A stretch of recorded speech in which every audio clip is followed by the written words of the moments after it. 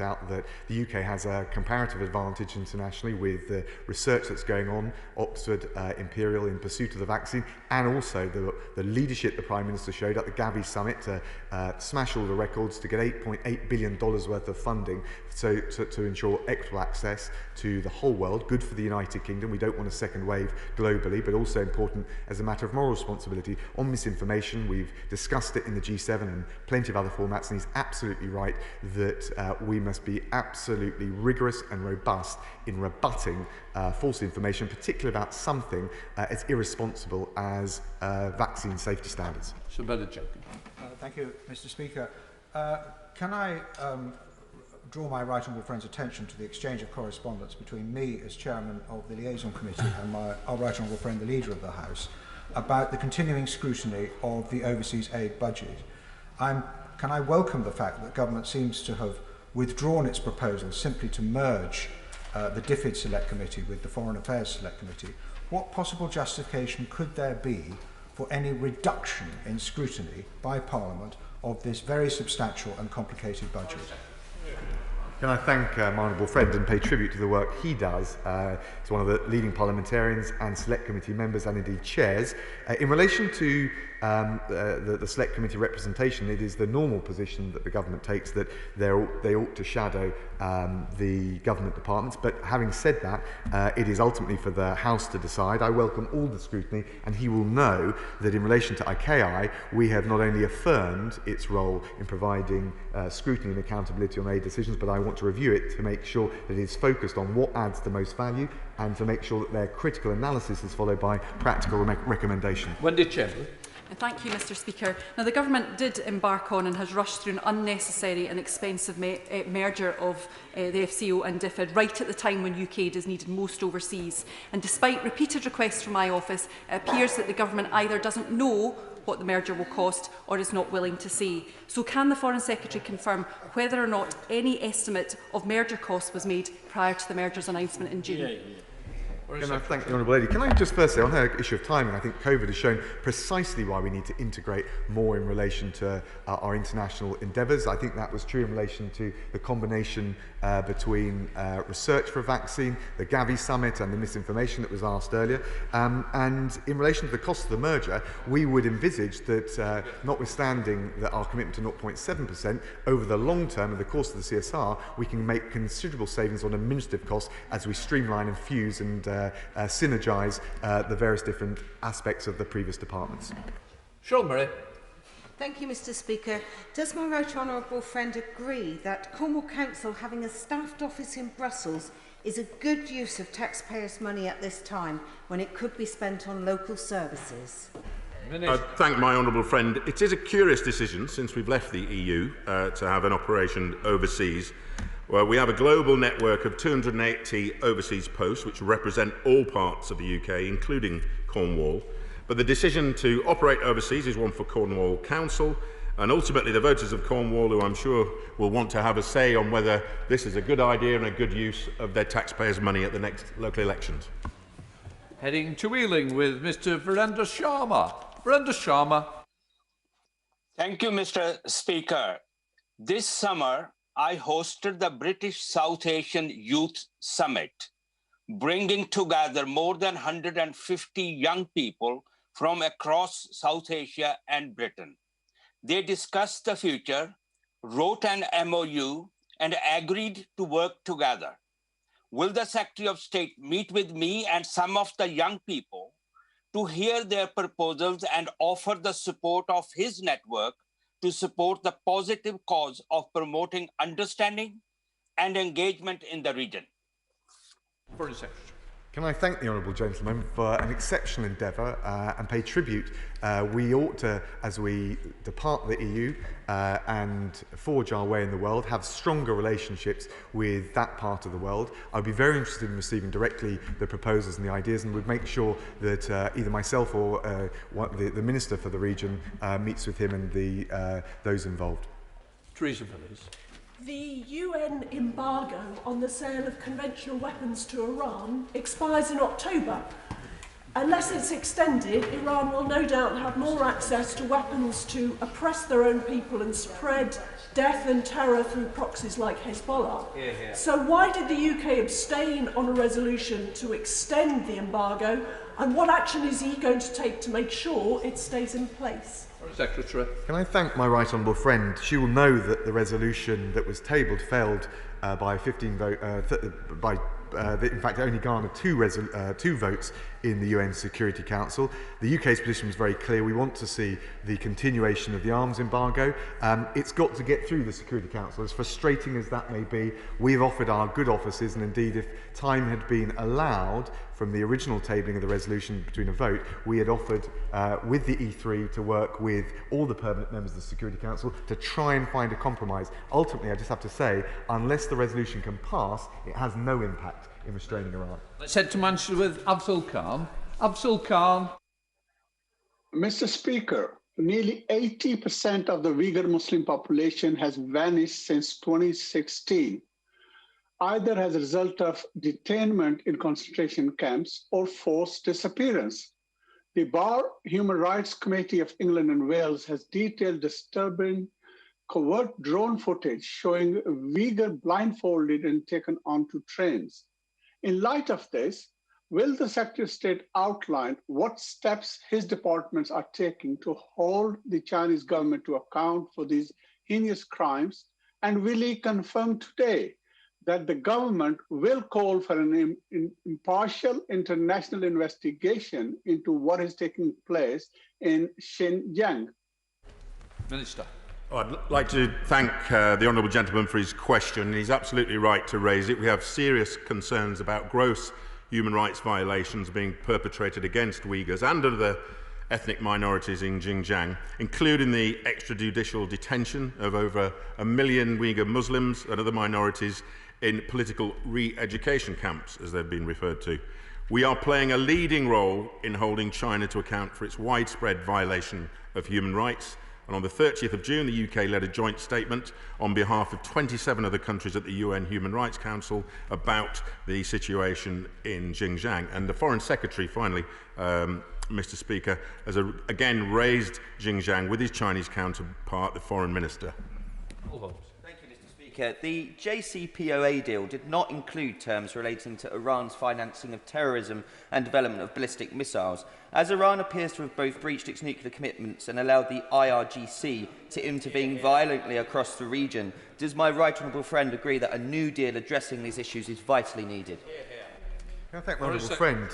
He will know that, along with our E3 colleagues, we have triggered the dispute resolution mechanism for the JCPOA on the nuclear side. It has always been the case that the JCPOA did not encompass the wider destabilising activities that Iran engages in the region through militias, through proxies, and we've always been open and willing, and indeed pressing, to try and incorporate a bigger agreement. But I think it's also right to say that until we've got a scope for that wider agreement, the JCPOA is what we've got. It provides the vehicle for some kind of restraint on Iran, although I accept that it has been eroded because of systemic non-compliance, and we'd be reluctant to move to something bigger until it is in place, and not lose sight of what the JCPOA adds. Final question, Margaret Farrell. Thank you, Mr. Speaker. It's been 2 years since President Mnangagwa took office in Zimbabwe, yet progress in human rights reform has been non-existent. In the past year alone, 70 critics of the Zimbabwean government have been abducted and tortured by security forces. What steps is the FCDO taking to engage with the Zimbabwean authorities to progress reforms and ensure that those responsible for human rights violations are brought to justice? Secretary. And I thank the Honourable Lady and share her concern about the situation in Zimbabwe. We follow it very carefully. We engage with our international partners as well as directly with the government of Zimbabwe, and we of course do now have the tools, if the evidence allows and we decide it's the right thing to do, working with our partners to apply targeted sanctions on those who commit the most egregious human rights abuses. In order to allow the safe exit of honourable members participating in this item of business and the safe arrival of those participating in the next, I am suspending the House for 3 minutes. Order.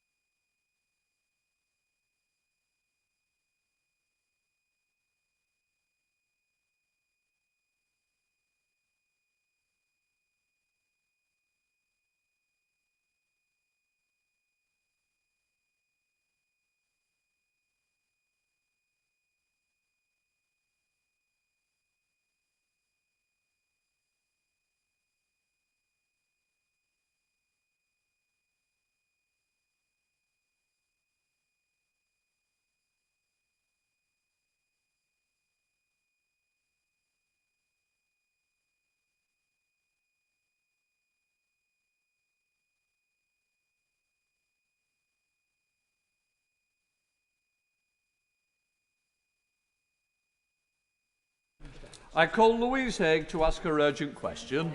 Louise Haigh. Thank you, Mr Speaker. To ask the Secretary of State for Northern Ireland to make a statement on the UK's commitment to its legal obligations under the Northern Ireland Protocol.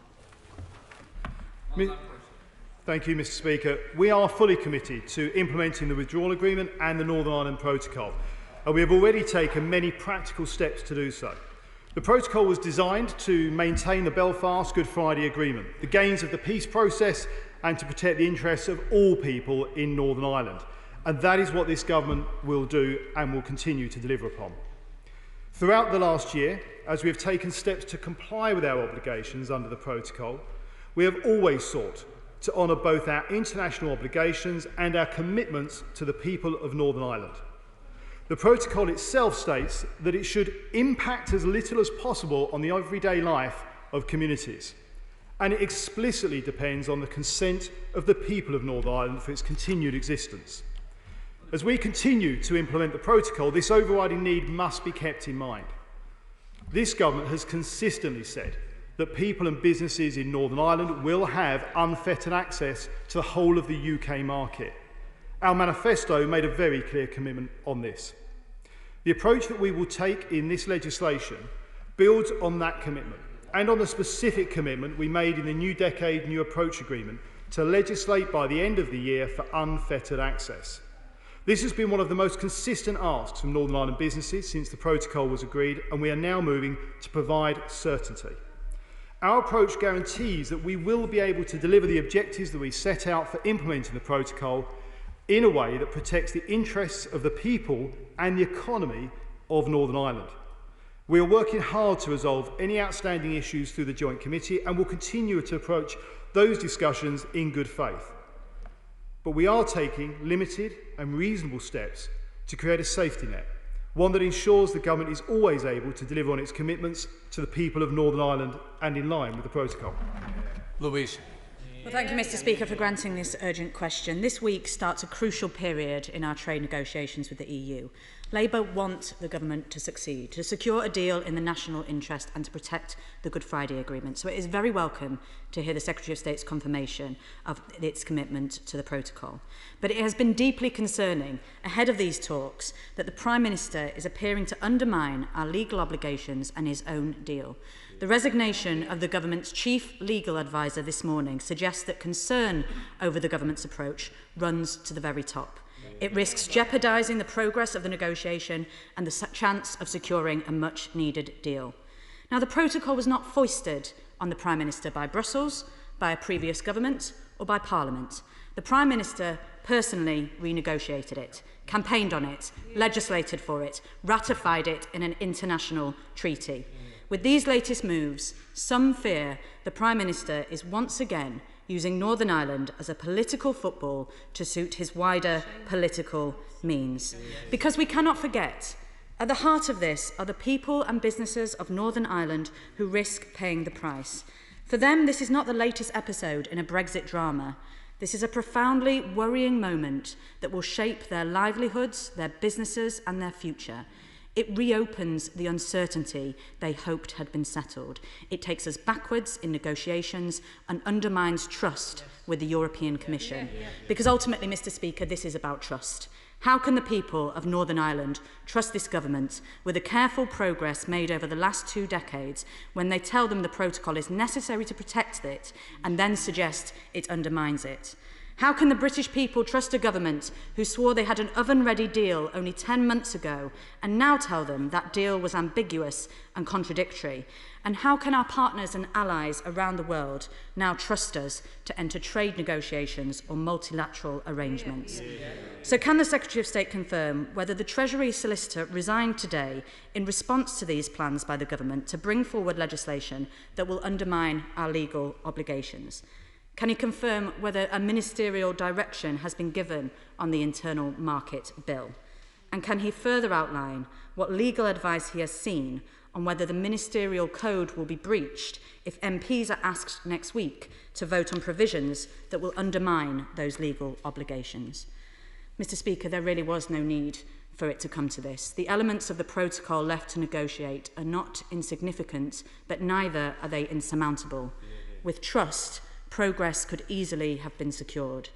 At the start of a new chapter for our United Kingdom, we cannot afford to be seen as a country that cannot be trusted. As Margaret Thatcher said, Britain does not renounce treaties. Indeed, to do so would damage our integrity as well as international relations. In those interests, in the national interest, I urge the government to stop the posturing, rediscover their responsibility and secure the deal that was promised to the people of this country. Secretary of State.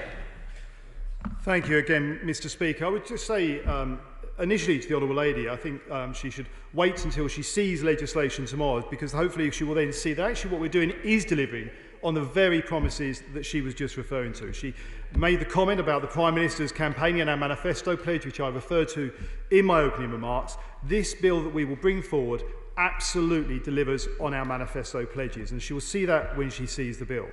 The UK internal market legislation that we will bring forward this week delivers on our commitment to legislate for unfettered access, something Northern Ireland businesses have consistently asked us to do and to ensure that we deliver certainty. This will give the certainty that the people and businesses, the economy of Northern Ireland has been asking for, and it supports the delivery of the protocol in all circumstances, in line with the approach we set out in our command paper in May.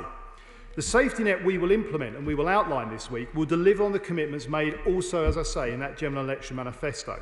Specifically, we will implement the provision in the protocol that Northern Ireland is fully part of the UK customs territory by ensuring that goods moving within the UK will never, even inadvertently, have to pay EU tariffs.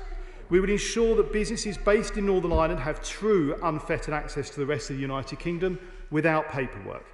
And we will ensure that there is no confusion about the fact that while Northern Ireland will remain subject to the EU state aid regime for the duration of the protocol, Great Britain will not be subject to EU rules in this area. These steps are rightly part of the UK internal market bill, the overriding aim of which is to ensure that the UK's own internal market operates effectively, and I hope all members of the House will support that endeavour. The House will of course have an opportunity to debate these matters when it sees the details in full when it's considering the bill. Further, that bill will strengthen Northern Ireland's place in the UK customs territory and ensure that the UK does take back control of its laws in an organised way after the 31st of December, exactly as we promised in the manifesto that won a resounding victory and mandate from the people of this country at last year's election. I cannot comment on the details of the Treasury Solicitor's resignation. I haven't seen his resignation letter, but we do wish him well. And we will continue to work at pace with the EU in the Joint Committee. And I would stress the Honourable Lady that she should not presume what the outcome of the Joint Committee will be. We continue to work at pace with the EU on that to ensure that we can reach a fair and positive outcome for Northern Ireland. That has always been and continues to be our priority. Thank you, Mr. Speaker. The United Kingdom government signed the withdrawal agreement with the Northern Ireland Protocol. This Parliament voted that withdrawal agreement into UK legislation. The government is now changing the operation of that agreement. Given that, how can the government reassure future international partners that the UK can be trusted to abide by the legal obligations of the agreements it signs? I thank my right honourable friend for the question. We have worked with the EU in a spirit of good faith, and I know we continue to do that, both sides working in a spirit of good faith to ensure that we do implement the arrangements which uphold the fundamental principles that lie behind the protocol. And of course, our first priority continues to be to secure agreement on the protocol through the Joint Committee and the wider free trade agreement. But the withdrawal agreement and protocol are not like any other treaty. It is written on the assumption that subsequent agreements could be reached between us and the EU on the detail. That is the entire purpose of the Specialised Joint Committee. And we continue to believe that that is possible, but as a responsible government, we cannot allow businesses to not have certainty for January. And the reality is that the UK Internal Market Bill and the Finance Bill are the last legislative opportunities that we have to give that certainty and confidence to the people and businesses of Northern Ireland that we would deliver what we agreed in the protocol, what we outlined in our manifesto and what we set out in the command paper. Here. The Prime Minister referred to Northern Ireland and said this is a good deal when he struck it last year. Now he seems to disagree with himself. There's U-turns everywhere, but this is something else. No wonder it's reported today that the head of the UK Government Legal Department has just quit because of the rolling back of the withdrawal agreement in Northern Ireland. Their internal market bill is taking a wrecking ball to devolution. They're hell-bent on a poor deal or a no-deal Brexit and to hang with the implications. But this using the internal market bill to renege on parts of the withdrawal agreement is extraordinary and dangerous. Can the Minister explain what discussions he's had with Cabinet colleagues about the impact of these plans on Northern Irish business and the Good Friday Agreement? What advanced discussions did he have with the Northern Irish Executive? I suspect the answer is precious few. We've all seen the willful disregard this government has for devolution and a disregard for their own international reputation too. Who will want to do business with a government that can't stick to an agreement with itself, never mind with anyone else, and makes it up as it goes along, as we've heard just now, and as the people in Scotland are only too aware? Secretary of State. Thank you, Mr. Speaker. Well, I would say to the Honourable Lady that we have a distinct difference of opinion, because whereas the SNP want to hand back powers straight to Brussels, we, the UK Government and the Conservative Party, have been clear we want to take those powers back for the residents and citizens of the United Kingdom, and indeed we will be devolving power to the devolved authorities, something that we have outlined in our discussions with the devolved authorities, including the First Minister of Scotland in meetings, including just this week. This is about taking power from the EU, as people voted for, and giving it back to the people of the United Kingdom, including the Scottish Parliament. I'm just sorry that the SNP don't share the desire to see democracy exercised here in the UK. Sir Ian Duncanson. Mr. Speaker, thank you. I wonder if my right honourable friend recalls that in the Act that gave effect to the withdrawal agreement, it's quite clear in clause 38 that the government did reserve to itself the right to make clarifications under the sovereignty clause. Now, given that is the case, and given that when the protocol was signed, the government recognised that the state aids rules would apply to Northern Ireland, this extension of them to the rest of GB is an interpretation by the European Union, and the government is quite within its rights to dispute that interpretation and use clause 38 to explain that they don't agree with that and will not implement such an agreement. Well, my right honourable friend, I know, has spoken about these issues over the last year or so and has been very clear about this position, and he is absolutely right that what we are doing, outlining in the UK Internal Market Bill, will be clarifying and being clear about the points about what will apply in January if we are not able to get satisfactory and mutually suitable conclusions through the Specialist Joint Committee and that wider free trade agreement. It is reasonable and sensible that the government should give that certainty and clarity to the businesses and people in Northern Ireland, which in itself ensures that we are abiding by and delivering on the Good Friday Agreement, to ensure that there will be no borders between East and West or North and South. And he is absolutely right. Great Britain will not be subject to EU rules in a state aid area, whilst recognising the unique position of Northern Ireland. Hilary Benn. I'm afraid the Secretary of State's protestations of innocence don't really wash, because the government has given the impression over the last 2 days, and the Right Honourable Member for Maidenhead addressed this question, that the government may not be trusted to honour obligations it has freely entered into. Now, I wonder if the Secretary of State could answer a very specific question relating to the Northern Ireland Protocol that he had some trouble in answering in the summer when he appeared before the Northern Ireland Affairs Select Committee. Will goods moving from GB to Northern Ireland be required to complete export declarations, import declarations, or entry summary declarations? Yes or no? State. Well, actually, as the right honourable gentleman, I would assume knows in reality, this is part of the discussions that are going on between the Specialist Joint Committee, between us and the EU, to deal with these issues. Our view is it should be a very, very flexible, as Michel Barnier himself has outlined, in terms of respecting the unique position of Northern Ireland's situation, because those goods going from GB to Northern Ireland, by definition, are very, very low risk. And what we've got to ensure is that we do not end up in a situation where it is presumed that 100% of the goods going from GB to Northern Ireland are what the EU would refer to as at-risk goods. That would be inappropriate for Northern Ireland businesses, drive up prices in Northern Ireland and restrict supply to Northern Ireland. That does not fit with the protocol's outline of Northern Ireland remaining an integral part of the UK customs territory and single market. We're heading to North Dorset with Simon Hoare. Yes. Simon Hoare. Thank you, Mr. Speaker. At the moment, as far as Northern Ireland is concerned, there appears to be no certainty either for businesses, for the long-term future of the Good Friday Agreement, as clearly any transporting of goods between North and South will now need to be checked somewhere and somehow. And in echoing the remarks of my right honourable friend, the member for Maidenhead, the continuity of our country as a country that keeps its word and abides by the rule of law and international obligations. What certainty can my right honourable friend give me that the government understands the seriousness of these issues?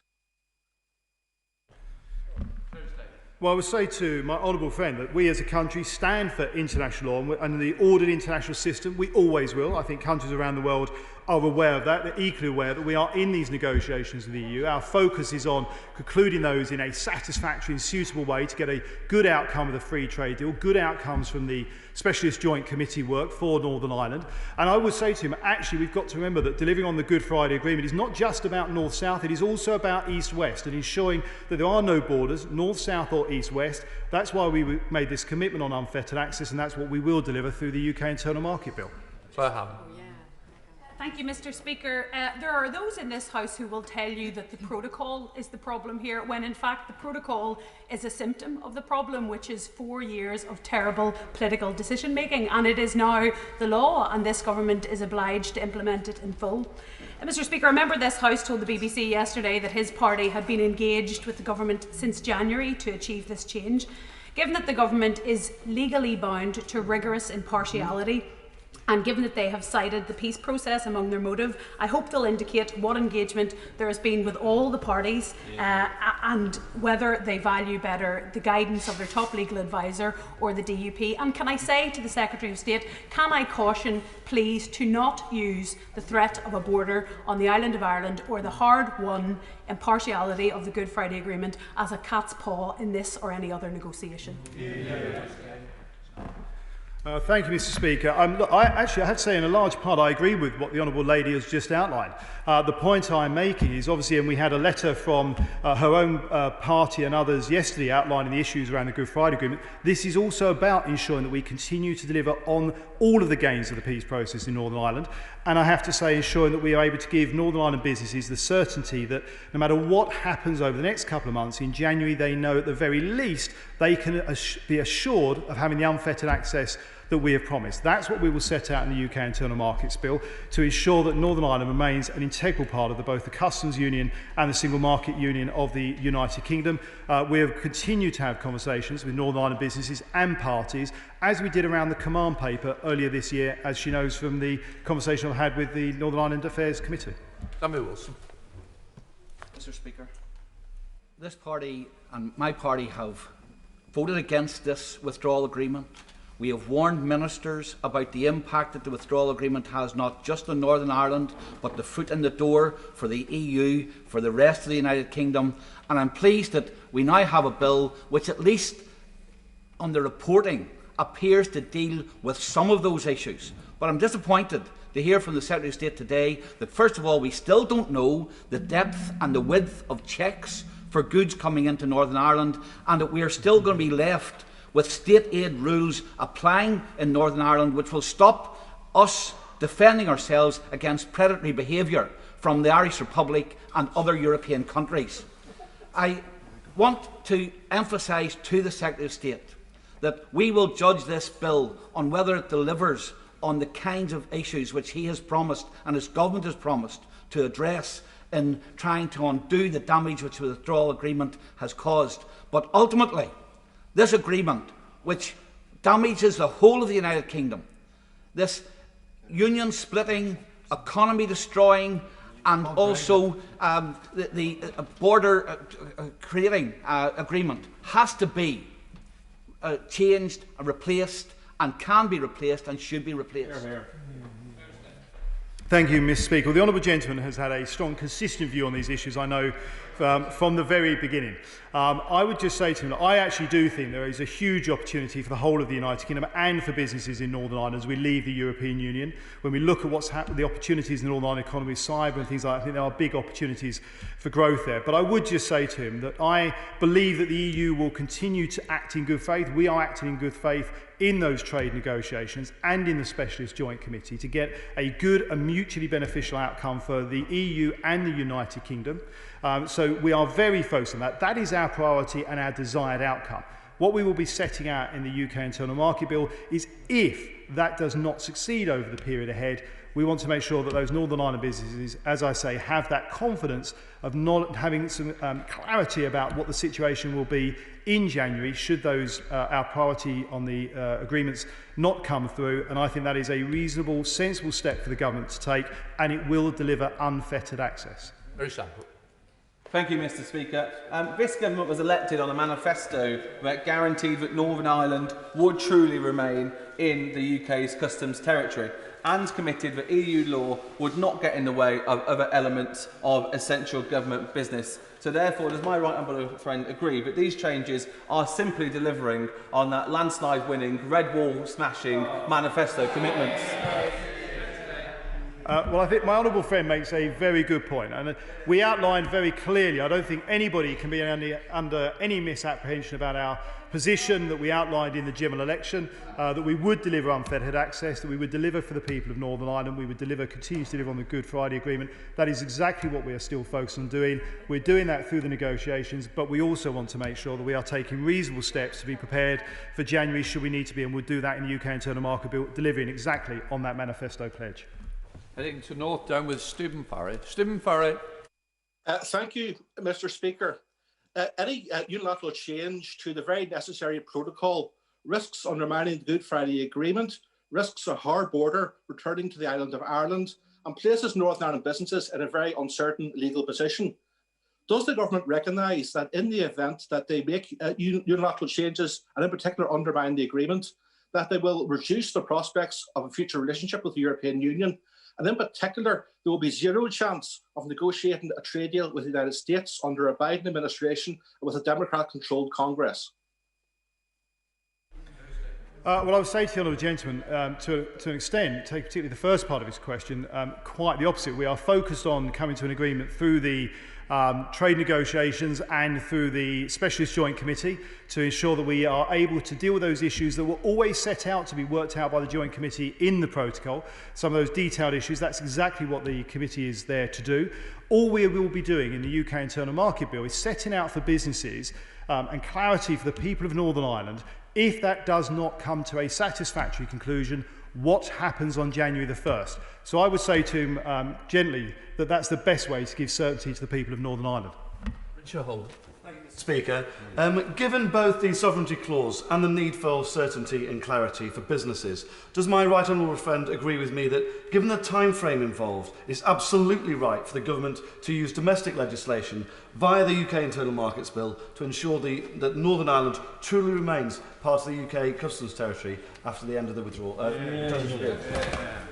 Yes, my honourable friend makes a very good and a hugely important point, that we should be clear about the fact that it is through the UK Internal Market Bill and the Finance Bill, the last two legislative opportunities for us to set out and put into law what we will need to do if the Joint Committee and the negotiations do not come to a satisfactory conclusion. It is nothing more than that, but it does mean that we have got a sensible and reasonable position to say to people in Northern Ireland, if that is what happens, this is what the situation will be in January. It gives confidence and certainty for businesses and the people in Northern Ireland that we will deliver for them. What authority do we have to criticise China for not keeping her side of the bargain under the joint declaration in relation to Hong Kong if we are seen to approach our own treaty obligations to the European Union in this way?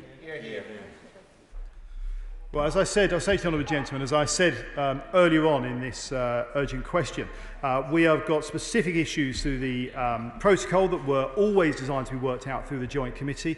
I think it is right that the government is taking reasonable, sensible and limited actions in order to make sure that we have got that certainty for people in January should the Joint Committee and the withdrawal agreement negotiations for the free trade agreement not come to a satisfactory conclusion.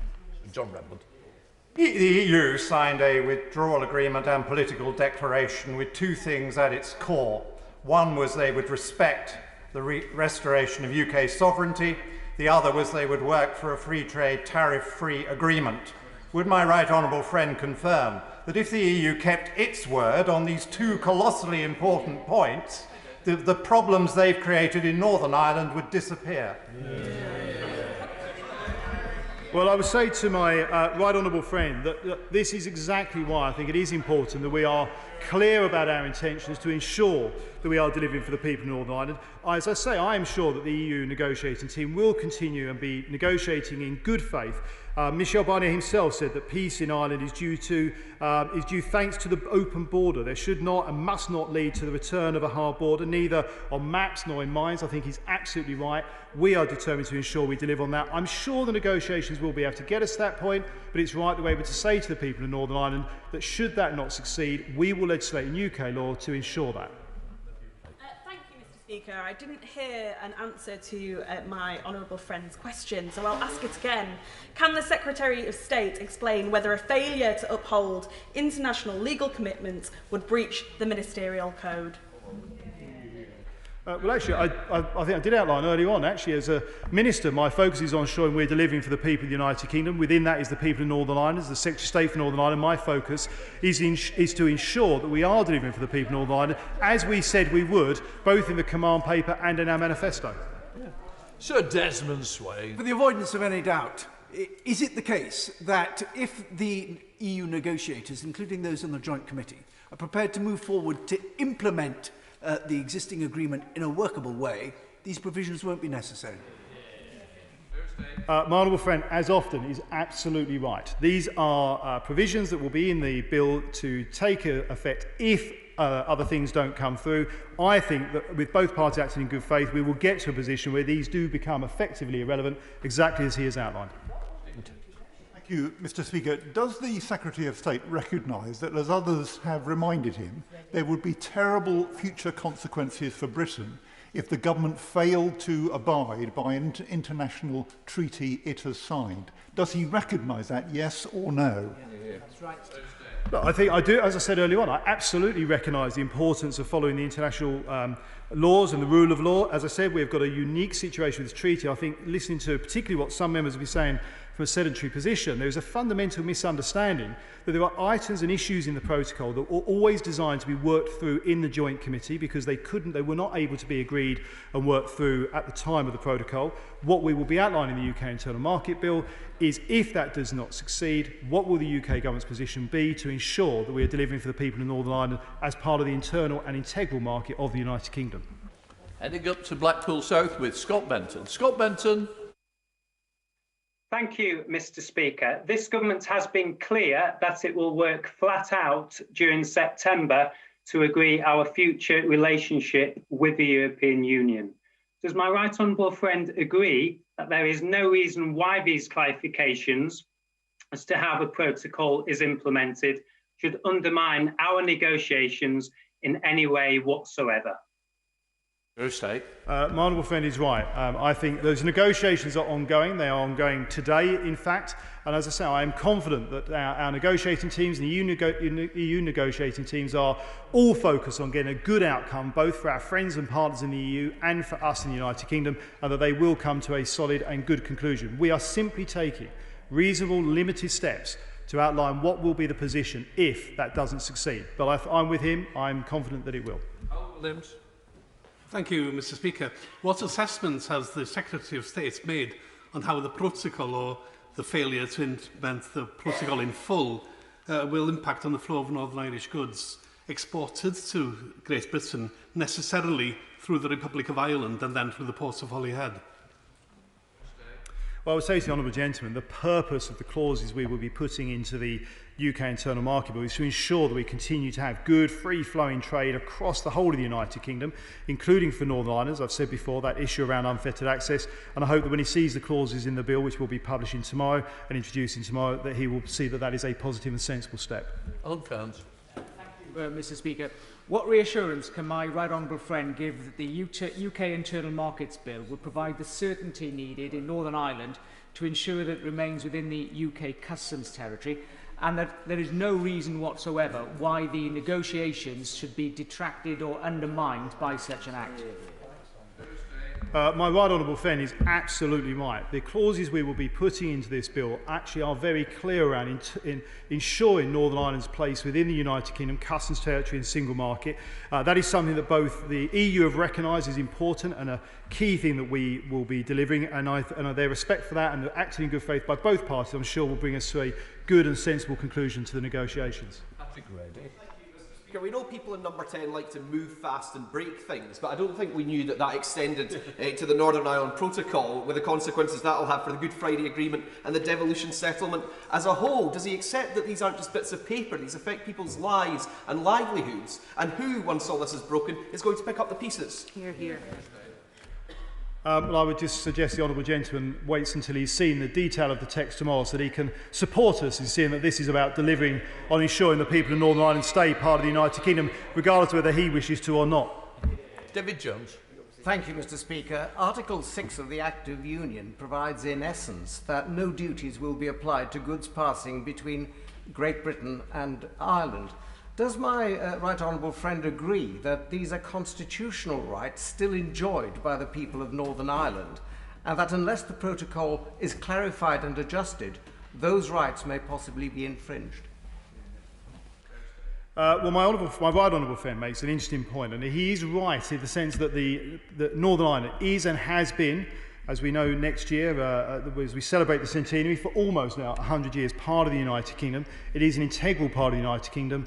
The negotiations have recognised that Northern Ireland will remain part of the United Kingdom, both customs and territory and single market, and the clauses we will put in the UK Internal Market Bill tomorrow will confirm that, regardless of the outcome of those negotiations. Heading to Brentford and Isleworth with Ruth Cadbury. Ruth Cadbury. Thank you, Mr. Speaker. A little over 2 months ago, the government, in its command paper, defined the Northern Ireland Protocol as existing to ensure the progress that the people of Northern Ireland have made in the 22 years since the Good Friday Agreement is secured into the future. And it went on to say, whilst the protocol is in force, both the UK and EU must respect and abide by the legal obligations it contains, as well as our other international law obligations, unquote. Does the Secretary of State stand by that commitment? And if not, why not? Yes, and I would suggest to the Honourable Lady that paragraph 19 in fact states of the command paper, the protocol is clear that nothing in it prevents Northern Ireland businesses enjoying unfettered access to the rest of the UK internal market. We will ensure this. As set out in the New Decade New Approach deal, we will legislate to guarantee unfettered access for Northern Ireland's businesses to the whole of the UK internal market. Thank you, Mr. Speaker. Does my right honourable friend agree with me that there is no implication that the UK is, at this stage, seeking to leave the withdrawal agreement, and that it is right that adjustments, and indeed legitimate that adjustments, are made so that UK courts have jurisdiction in the UK, and that the Northern Irish economy is protected from otherwise punitive tariffs? Well, my honourable friend is absolutely right, but we are still determined, as I said in my opening remarks, to deliver on the withdrawal agreement and the protocol.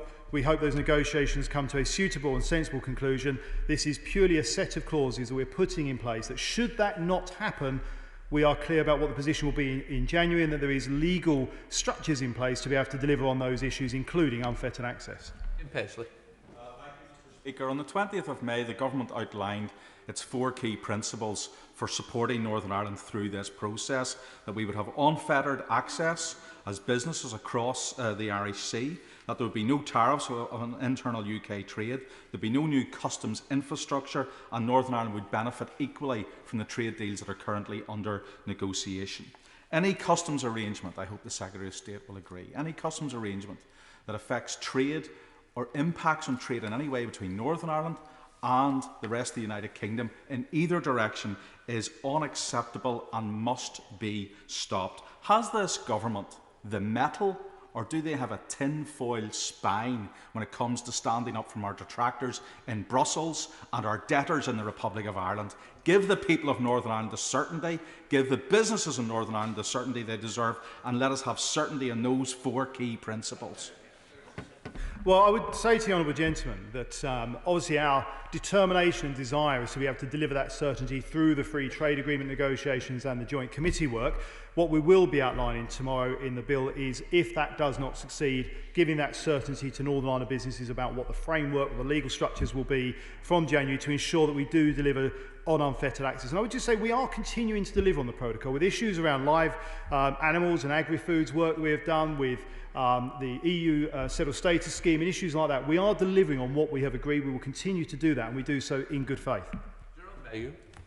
Mr. Speaker, the much-hyped Financial Times story has caused understandable concern right across the island of Ireland and more widely.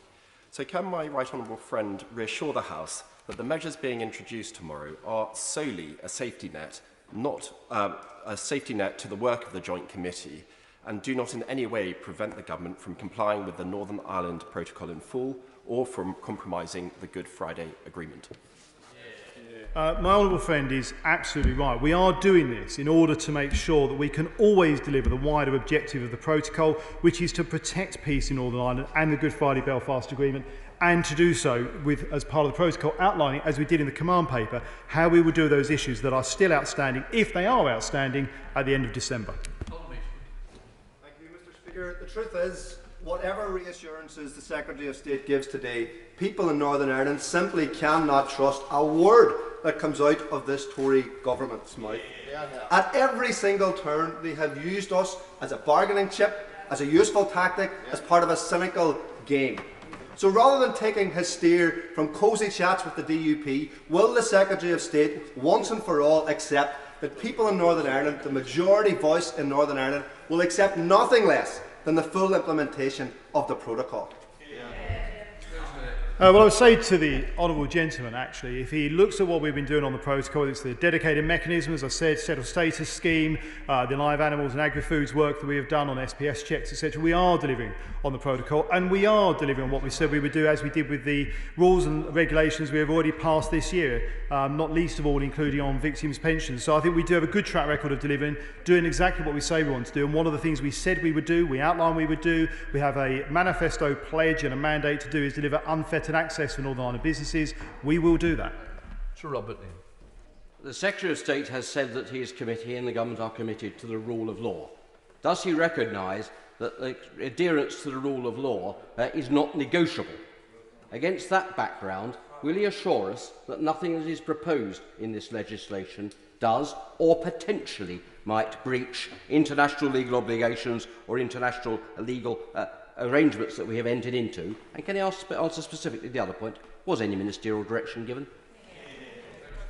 I would say to my honourable friend that yes, this does break international law in a very specific and limited way. We are taking the power to disapply the EU law concept of direct effect required by Article 4 in a certain very tightly defined circumstances. And there are clear precedents for the UK and indeed other countries needing to consider their international obligations as circumstances change. And I would say to honourable members here, many of whom would have been in this House when we passed the Finance Act in 2013, which contains an example of treaty override. It contains provisions that expressly disapply international tax treaties to the extent that these conflict with the general anti-abuse rule. And I would say to my honourable friend, we are determined to ensure we are delivering on the agreement we have in the protocol, and our leading priority is to do that through the negotiations and through the joint committee work. The clauses that will be in the bill tomorrow are specifically there for, should that fail, ensuring that we're able to deliver on our commitments to the people of Northern Ireland. Let's head up to the northwest with Andrew Gwynn. Andrew Gwynn. Thank you. I'm astounded that the Minister has just conceded that he's proposing to break international law. Perhaps for the first time, I agree with the Right Honourable Member for Maidenhead. This is a question of trust when it comes to signing international treaties. We can't condemn others for seemingly breaking the international rules-based order if we're prepared to do the same. And it's incredibly damaging to our reputation. We seek to acquire trade treaties from guys and say that if the Internal Market Bill tomorrow seeks to disapply Section 7A of the Withdrawal Act, that would be a clear breach of our international obligations. And for that reason, shouldn't he rule it out? Well, I would say to the honourable gentleman, as I've said several times through the questions today, obviously our focus is on ensuring that none of these clauses are required, because we're able to secure a free trade agreement through the negotiations, which are ongoing this very day in London, as well as through the work of the Joint Committee. These clauses simply put in place reasonable and limited structures that ensure that should those negotiations not come to a satisfactory conclusion, then in January we are able to show that we are delivering for the people of Northern Ireland unfettered access and ensuring that Northern Ireland remains an integral part of the UK customs territory and single market. Matt Vickers. Thank you, Mr. Speaker. The Prime Minister was clear yesterday that an agreement with our European friends must be made by the 15th of October if it is to be enforced by the end of the year. Can my right honourable friend confirm that under no circumstances will we agree to any demands which would force us to give up our rights as an independent state? Absolutely. I think it's very clear that the vote in 2016 and the general elections arguably in 2017, as well as the overwhelming mandate in 2019, bearing in mind people, even for the party opposite, were voting for a party at the time so it would deliver on leaving the EU. I appreciate Labour changed their position somewhat over the last year or so, but there has been a regular, clear mandate from the people of the United Kingdom that we should get on and deliver on what they asked for. That's to leave the European Union and to bring back the sovereignty to the UK Parliament, and where we can, as we will be through the UK Internal Market Bill, devolving more powers to the devolved authorities as part of the United Kingdom. Mr. Speaker, Adam Tompkins, MSP, described the proposed changes to the Northern Ireland Protocol as in breach of our international treaty obligations. Can the Minister confirm he agrees with his Tory colleagues' analysis, and does he accept that the Internal Market Bill demonstrates a complete failure in negotiating strategy that gives Scotland a raw deal that it didn't vote for? Oh, well, I would say to the that I appreciate that the Nationalist Party in Scotland do wish to put a border between Scotland and England. The reality is what we're looking to do is take powers back from Brussels. We think the people of Scotland can exercise them better than people in Brussels, and that's what we would do through the UK Internal Market Bill. Steve Baker. Isn't the right way forward to reach a free trade agreement of the kind that the EU proposed to us back in the spring of 2018, of the kind that the government wants to reach, and to combine it with the border arrangements set out in Prosperity UK's excellent report, arrangements of the kind the DUP supported, and to use that to supplant the protocol? And isn't the key to doing that a spirit of goodwill which accepts that the whole UK is and has left the European Union? My honourable friend, again, as ever, makes a really powerful point, which is that the best way forward, what we're all focused on, and we certainly are continued, I'm sure our partners and friends in the EU are in good faith as well, is to get that agreement on a free trade deal that delivers on all of those issues in the right and appropriate way. And I would just say to members across the House, I think it would be wholly wrong of the UK government not to take the approach to ensure that there is a safety net should that fail, to ensure that in January businesses and people in Northern Ireland know they've got the confidence of a structure in place that delivers on our promises. But he's absolutely right, and our focus remains on getting that positive agreement. Christian Matheson. Honourable members across the House have talked about the importance of trust and how this will damage the trust of our European Union partners in the negotiations that we are currently undertaking, and the timing is strange as we head towards the crunch point for those trade negotiations. So was it an intentional effect or an unintended consequence that we put this torpedo into the confidence of the European Union just as we're heading towards those negotiations, so that it makes it much more likely that we've destroyed their trust in us, and a no-deal scenario that so many honourable members on the other side of the House want to achieve is actually achieved? Well, look, I would say to the honourable gentleman, he may wish to have a look back at Hansel, what colleagues of mine behind me and around this House have been saying just this afternoon and previously, that our desire, and as I have outlined, is to get a free trade agreement, as the previous question itself very specifically outlined, and we are still working on that. I have absolute confidence that the negotiators, both for the UK and the EU, will be able to do that in the full knowledge that what we are going to be outlining in the UK Internal Market Bill tomorrow is a safety net for if that should not succeed. It's good practice, I think, for the government to be ready for all scenarios. I think it would be inappropriate for us to not prepare the UK for all scenarios should those negotiations fail. But they are where our focus is, they are the way we want to go forward, and I'm confident that they will be able to do so in a positive way. Duncan Baker. As a responsible government, the Internal Markets Bill is simply a necessary and precautionary step to ensure that good government is maintained in the event of a no-deal Brexit. would my Secretary of State agree that the best way to avoid the need to implement these measures is for the EU to finally get a grip and negotiate a free trade agreement that will benefit all the people of the island of Ireland? My honourable friend makes a very good point in that absolutely the best way forward is for us to agree that free trade agreement. I am confident that's the EU's overriding position and the focus, and that's why they're at those negotiations. I hope we'll be able to come to a really positive conclusion to those, which will be good for people across the United Kingdom and across Europe. And yes, from my point of view as Secretary of State, for the people of Northern Ireland. Thank you, Mr. Speaker. The Conservative Party manifesto described the withdrawal agreement and the Northern Ireland Protocol as, quote, a great new deal. The Conservative manifesto said it was a deal that was, quote, signed, sealed and ready. It explicitly stated, and I quote, no more renegotiations. Yes. And it was also a manifesto that promised to take our whole country out of the European Union as one united kingdom. Given that none of those things have proven to be true, and given that he has just conceded the government is proposing arrangements that would break international treaties, why should anyone at home or abroad trust a single word this government says? Exactly. Well, apart from the fact I would say to the Honourable Gentleman that countries around the world will look at our wider positions, as I said earlier on today, around international law and the rule of law, and I think we are a beacon around the world for that. I would just say to him that actually, if he looks back at the question he just asked, he's actually reinforced the very reason we are taking the position that we are, which is to ensure that we are delivering on the very points that we made, including in a manifesto, where we specifically outline not just the issues that are in the command paper in May this year that businesses are supportive of and businesses have asked for that certainty, but we said that we would ensure the Northern Ireland businesses and producers enjoy unfettered access to the rest of the UK, and that in the implementation of our Brexit deal we maintain and strengthen the integrity and smooth operation of our internal market. Exactly what we'll be doing in the UK Internal Market Bill when we publish it tomorrow. James Sunderland.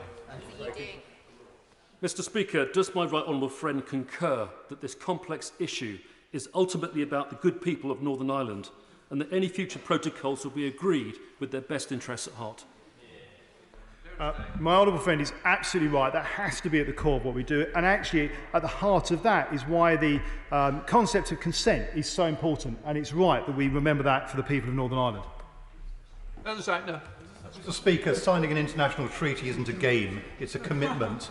Catherine Barnard is Professor of European Law at the University of Cambridge, and she warns that we've agreed to a dispute resolution mechanism that could lead to heavy fines or further sanctions. So what legal advice has the government taken? And if ministers choose to ignore that advice, could the minister spell out the consequences for those ministers? Well, as I said to a question earlier on today, obviously our focus is on ensuring we are delivering on the protocol or delivering on securing a free trade agreement, and the discussions in the Joint Committee, that is our priority. That will ensure that we go forward in a sensible and agreed manner with our partners and friends in the European Union.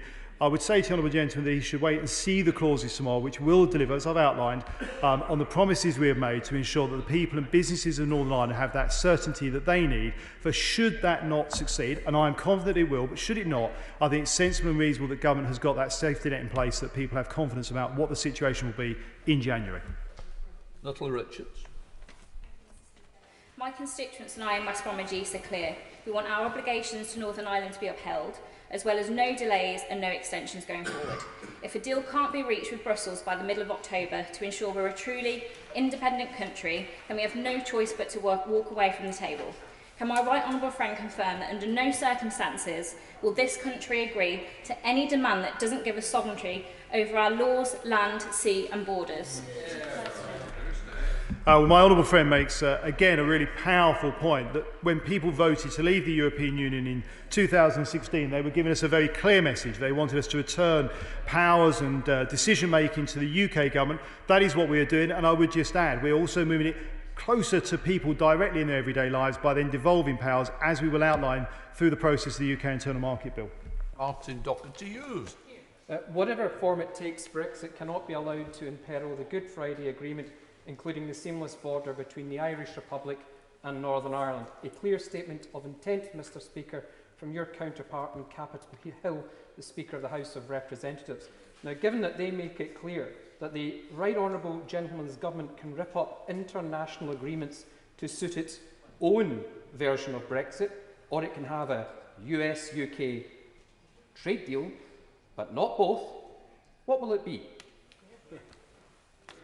Well, I'm not sure I quite follow the logic of the honourable gentleman's question. Bear in mind, his party are actually arguing for a border between Scotland and England. It seems more than ironic, shall we say. But I would just say to him, our top priority will always be to preserve the huge gains from the peace process and the Belfast Good Friday Agreement. And as such, we will not do anything or take any risk with anything that may harm that. And in fact, what we are seeking to do and what we'll be outlining in the bill tomorrow are taking actions that, should the trade negotiations not come to a satisfactory and positive conclusion, we can ensure we are delivering on the Good Friday Agreement and keeping not just peace in Northern Ireland but prosperity and economic growth for the people of Northern Ireland as part of the internal structure of the United Kingdom. Bob Stewart. Thank you, Mr. Speaker. It seems to me that these measures make contingency planning, clarity and sense in case we don't get an agreement. And it will make sense for officials north of the border and south of the border, so they've got something that they can put their hands round in case it doesn't work out, as we hope it might. Well, my honourable friend very succinctly makes an excellent point around this. Is around that safety net and contingency planning. These measures will not prevent the government from complying with our commitments. They will provide for ministers to have the power that is needed for the UK government to comply with the Joint Committee's agreed decisions. What they do provide is, as he outlined, that safety net, as it means that any harmful defaults which are even inadvertently activated and could jeopardise the peace process or create confusion are avoided by giving certainty about the fact that we will deliver, as we said we would, on unfettered access and issues that protect Northern Ireland's place in the United Kingdom. With the UK at the foothills of a new era and a raft of trade negotiations ahead of us to negotiate, which will affect the lives of people in Putney and across the country, what message does the Secretary of State think that it says about our word that the UK is prepared to break international law at times, to override treaties, to rewrite commitments that we signed up to only months ago? Well, obviously, I'm sure the Honourable Lady will appreciate, as I said earlier on, that there are some precedents in very specific technical circumstances. Countries around the world, including some of those we will be looking to and are working to secure trade deals to vary their position on international law, as I've outlined that we will be doing in this situation. But I would say to her that as our trade negotiations are starting and are ongoing, I think countries around the world will be looking at the UK as a country that is outward looking, that is global, that believes in free trade and wants to deliver that for the benefit of economies around the world and, as I say, for the United Kingdom. And I want to make sure that Northern Ireland benefits from that, and the clauses we will put in the bill tomorrow will ensure that regardless of anything else, that Northern Ireland will benefit from those kind of trade deals. Thank you, Mr. Speaker. I thank the Secretary of State for his earlier answers to my colleagues and the reassurance that's given me and my constituents in Newcastle underline that in the negotiations, although we all want to deal, we will not compromise on the things that make our state independent. But on Northern Ireland, does he agree that we need flexible and imaginative solutions? Those aren't my words, they're the words from the EU negotiation guidelines. My honourable friend makes a very good point, and I think those kind of flexible outcomes are exactly what we need. I am sure, as I say, that the negotiators, both on the EU side as well as I know on our side, are determined to make sure we deliver on that, because that's how we get the right outcome for people across the United Kingdom. And as I say, importantly, it means that we can continue to deliver for the economy of Northern Ireland as well as to continue to protect the peace process. Rachel Hopkins. Thank you, Mr. Speaker. The purpose of the protocol is to protect the Good Friday Agreement. Can the Secretary of State outline what discussions he's had with parties in the Northern Ireland Assembly and with the Irish Government around the new clauses in the Internal Market Bill? Obviously, I'm having conversations with party leaders, party members and indeed the Irish Government all through, but the clauses in the bill obviously won't be published until tomorrow. We will be having ongoing conversations with partners and colleagues around that. But I would just say to the Honourable Lady, actually, in order to ensure that we can continue to deliver on the Good Friday Agreement, it is important that we ensure there are no borders, north-south or east-west. That is all part of ensuring that we deliver on the Good Friday Agreement. We are determined to do that. We will do that. The clauses that will be in the UK Internal Market Bill are important in ensuring that even if we do not come to an agreement on the Free Trade Agreement, even if the Joint Committee doesn't come to positive conclusions in how we manage the protocol, that we, the UK Government, are able to show that we are delivering on that and there will be no borders. Andrew Morrison. Technical note on the implementation of the Northern Ireland Protocol earlier this year. The European Union suggested that its rules, quotas and tariffs might be imposed on fish landed from Northern Ireland vessels into Northern Ireland that was destined for Great Britain. That runs contrary to the command paper of earlier this year, certainly, but does my right honourable friend agree with me that it drives a coach and horses also through the Northern Ireland Protocol itself? My honourable friend makes a really important point, and this is one of the key areas that the Joint Committee is continuing to work on, and it's important they come to a satisfactory, sensible and positive conclusion for both parties to ensure that we can deliver on the protocol in a way that we can all agree on in a positive way. That's the perfect outcome, that's what we're focused on, and that's what we want to see achieved. Thank you.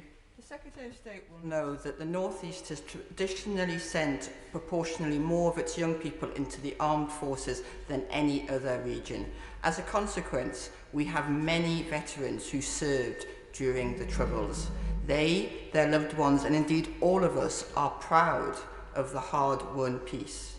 At the heart of the protocol is protecting the Good Friday Agreement. Is he seriously contemplating using it as a bargaining chip in a trade deal? I would just say to him, if she looks through my answers throughout this afternoon, I think I've been absolutely clear. It's quite the opposite. We are determined to ensure that we have a structure and a situation for the United Kingdom and the people of Northern Ireland that continues to deliver on the Good Friday Agreement. We're determined to ensure we do that. That is a peace that has been hard won, and it must be protected and delivered in the future as well. Thank you, Speaker. My right honourable friend, the member for Skipton and Ripon, worked tirelessly to get the Northern Ireland Assembly back up and running, something which people said couldn't be done. My right honourable friend, the Minister, has taken out key members of the new IRA because of his commitment to peace and the hard work he's doing. He's also a very successful businessman who understands that business needs certainty and what carries forward. Does my right honourable friend agree with me that it's hubris in the extreme to doubt this government's commitment to the governance of Northern Ireland, the protection of Northern Ireland and the peace in Northern Ireland? Yeah. My honourable friend makes a very generous point about a number of my predecessors who all worked hard on this, actually across this House, to be fair, as well, in terms of the gains from the peace process. And I will say he's absolutely right around the fact that one of the things that have been consistently coming forward from Northern Ireland businesses across all sectors is the desire for certainty and understanding of what the situation will be for them in terms of trade, as honourable members from the Democratic Unionist Party have outlined as well today, should we get to January and that free trade agreement has not been agreed. We outlined the command paper and the guidance notes, which was positively received. The work we do in the UK Internal Market Bill will go further to ensure that they have confidence of what the situation will be, even if we're not able to succeed in a positive outcome to those agreements and the discussions of the Joint Committee. Thank you, Mr. Speaker. Would the Secretary of State agree with me that what was used as a negotiating ploy over the first few years was this concept of a hard border on the island of Ireland, when most people should know, if they're in the real world, that it is inadvisable, unworkable and undoable? No one wants it to happen, no one's going to construct it, and would he ensure that his colleagues know that we mustn't allow something that's not going to happen to impede the need to get something that must, a good deal? The honourable gentleman makes a very powerful point, and he's absolutely right. Nobody wants to see, and there is no reason for there to be a border either on the island of Ireland or between the island of Ireland, Northern Ireland and Great Britain. We're determined to deliver on that, and as I say, the clauses that will be in the UK Internal Market Bill tomorrow are there as a safety net to ensure that, even if we do not come to a satisfactory conclusion to the free trade agreements. But that's something I'm sure both parties acting in good faith will be able to do in the weeks and the next few months. Butler. Thank you, Mr. Speaker. May I ask a very simple question in case anybody is still unclear? Does my right honourable friend agree that it is of paramount importance to protect the peace process, and that to do so, unfettered access is essential between Great Britain and Northern Ireland? In the spirit in which the question was asked, yes. Jonathan Edwards. Diolch yn fawr iawn, Mr. Speaker. Listening to the debate today, would I be right in summarising that the oven-ready deal we were promised by the Conservative Party at the general election is missing a cooking apparatus? Well, I would say that the apparatus that we're using is working through the Joint Committee and the Free Trade Agreement deals and the UK Internal Market Bill. As anything, this is all part of a package of things that mean that we're able to ensure that when we finish the transition period at the end of December this year, companies, businesses and people of Northern Ireland have confidence about what the situation will be in January, even if we're not able to conclude those negotiations satisfactorily. We're now heading to Bob Blackman, who's about to land this question. Bob Blackman. Thank you, Mr. Speaker. And I welcome the statements made by my right honourable friend. And clearly we hope that there will be a comprehensive free trade deal with our friends from the European Union negotiated in good faith. But does he agree with me that it will be wholly irresponsible of the government not to take measures to ensure the integrity of the United Kingdom and preserve the ability of Northern Ireland businesses to trade with the rest of the United Kingdom by publishing this draft bill tomorrow, and that the government will ensure that we preserve that integrity whilst always preserving the sanctity of the Good Friday Agreement? My honourable friend has put the situation absolutely perfectly. The bill, as we will publish it tomorrow, as colleagues across the House, members across this House will see, will set out how we ensure the integrity of the United Kingdom trading markets, that customs union, the single market that's been so much a part of the United Kingdom for so many hundreds of years in reality, and will ensure that we are delivering on our determination to ensure we continue to see the benefits in the peace process, that we deliver on the Good Friday Agreement, and we deliver on our promises to ensure that there are no borders, that we have unfettered access to Northern Ireland businesses, and we deliver on exactly what we said in our command paper and in our manifesto. In order to allow the safe exit of honourable members participating in this item of business and the safe arrival of those participating in the next, I'm suspending the House for 3 minutes. Order!